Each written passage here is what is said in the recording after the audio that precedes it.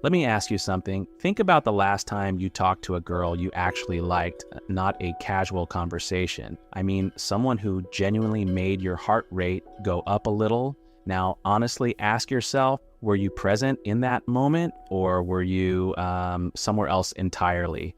Were you in your head rehearsing the next sentence before you finish the current one? Were you monitoring her reactions, scanning her face, trying to calculate whether you were doing well or losing her?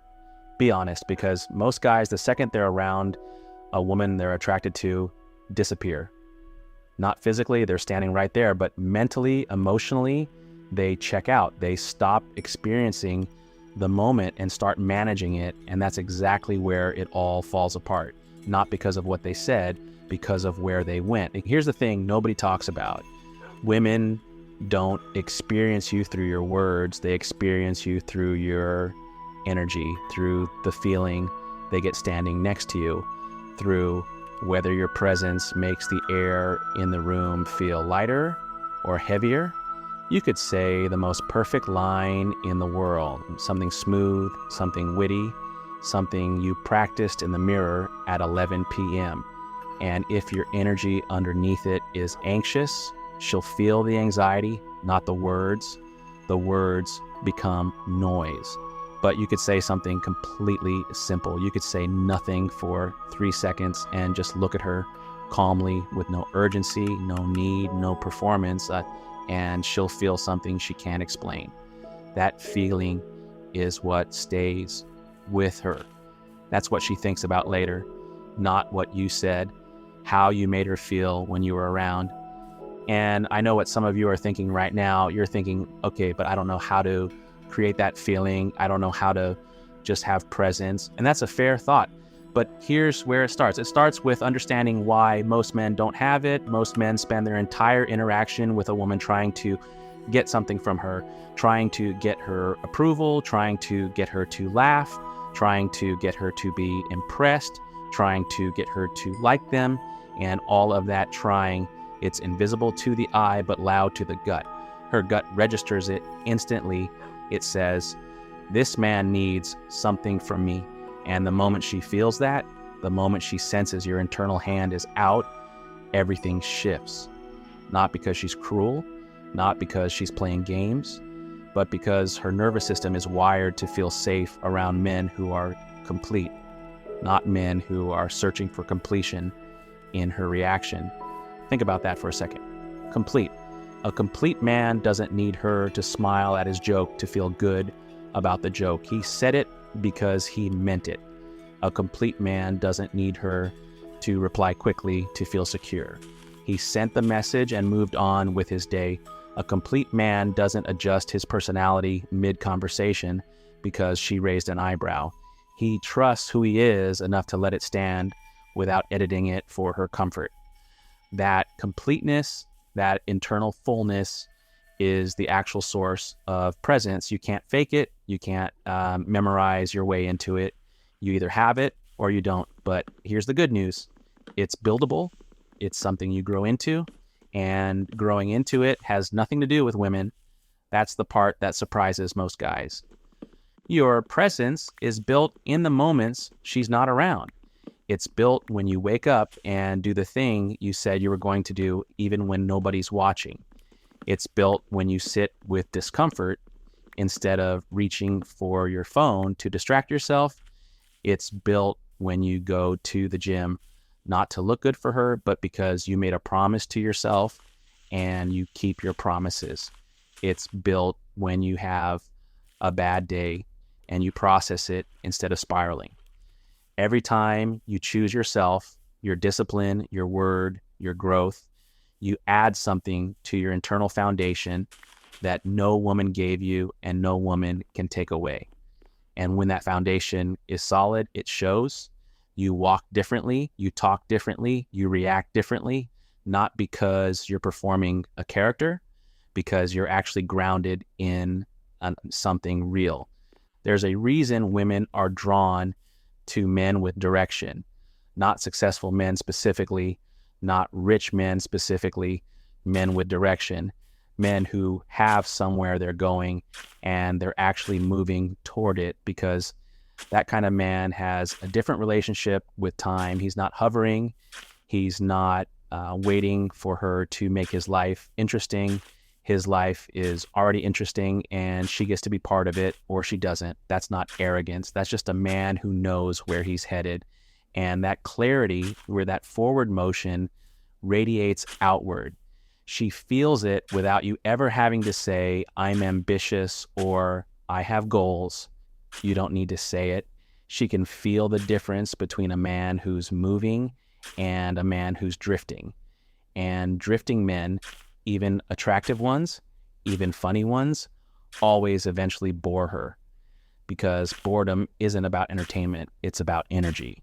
And stagnant energy is exhausting to be around. Now let's talk about something real, because this is the part most guys get completely backwards. They think attraction is built by giving more, by doing more, by being more available, more attentive, more impressive. And so they pour compliments, they pour attention, they pour effort, they reorganize their whole schedule around her.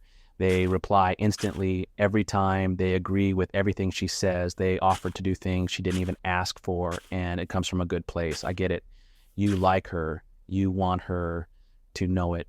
But here's what that flood of giving actually communicates beneath the surface. It says, I don't think I'm enough without all of this. I need to compensate. I need to earn my way in. And that message, even buried under all that effort, lands. She feels it, and what she feels isn't loved. What she feels is pressure. Subtle, maybe, but pressure. And pressure is the opposite of attraction. Attraction lives in space, in the gap between what you give and what you hold back, in the mystery of a man who clearly enjoys her company but isn't consumed by it, in the quiet of a man who doesn't scramble to fill every silence. Silence is where she starts to wonder about you. And wondering is the beginning of wanting.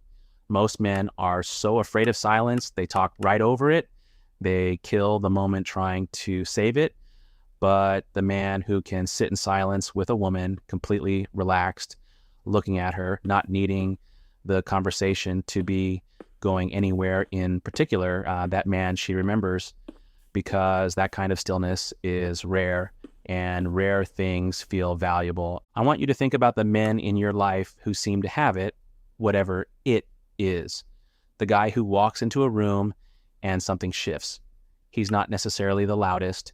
Maybe he doesn't even talk that much, but people orbit him, women orbit him, and you've probably thought, what does he have that I don't? Is it looks? Maybe partly. Is it money? Sometimes it helps, but you've seen broke guys with that energy and rich guys without it. So it's not that. What it is, and I'm telling you this clearly, is that he doesn't need the room to validate him. He walked in already validated by himself. He's not looking around for someone to confirm he belongs there. He belongs there because he decided he does. And that internal decision, that quiet certainty, it broadcasts on a frequency everyone around him picks up without knowing they're picking it up. That's the thing you're actually trying to build, not a better opener, not a smarter text, that frequency. And here's how you start shifting toward it today. Not eventually, today. You stop outsourcing your mood to her behavior. When she goes quiet, you don't panic. When she takes long to reply, you go do something else. When she seems distant, you don't interrogate it. You trust yourself enough to hold steady without needing her to reassure you that everything's fine. Because the second you need that reassurance, the second you ask, are you okay with me? In 100 different anxious ways, you hand her the wheel of your emotional state. And a woman who holds that wheel doesn't feel attracted. She feels responsible. And responsibility is not desire. You want her to feel desire. Desire comes from experiencing a man who is fully in control of himself, who doesn't get rattled, who stays the same whether she's warm or cool who isn't performing for her approval, but simply existing with her and enjoying it. Let me tell you what that actually feels like from her side.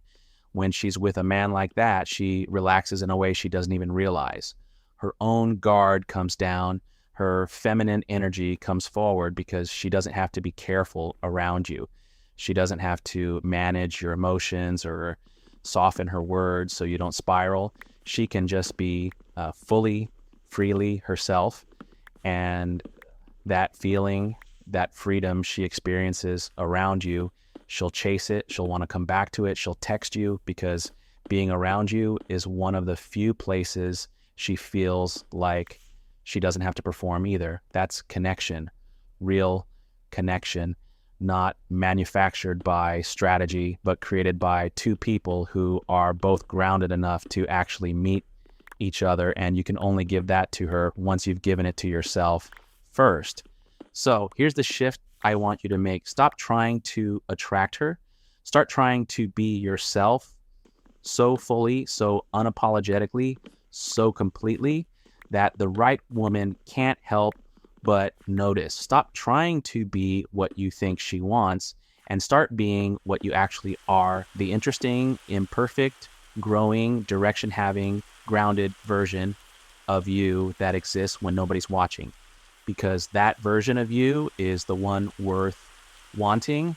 And when she meets him, not the nervous performance version, but the real one, she'll feel something she won't be able to explain to her friends. She'll just say, I don't know. There's just something about him. And that something, that's you. Finally showing up as you